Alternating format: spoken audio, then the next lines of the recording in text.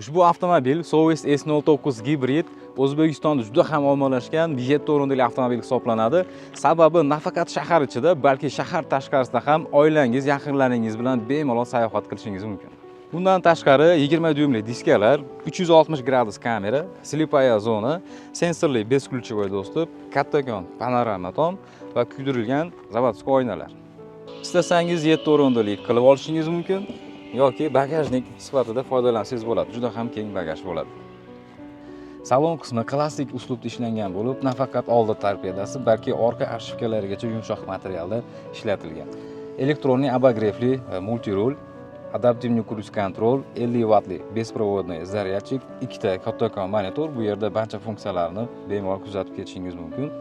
Xolodilnigimiz bor barida, kattakon panorama tom, sideniyalar ham isitadi, ham sovutadi. Ushbu avtomobilni xarid qilish uchun Andijondagi 80 metrdagi avtosalonimizga tashrif buyuring yoki ushbu raqamlarga qo'ng'iroq qiling.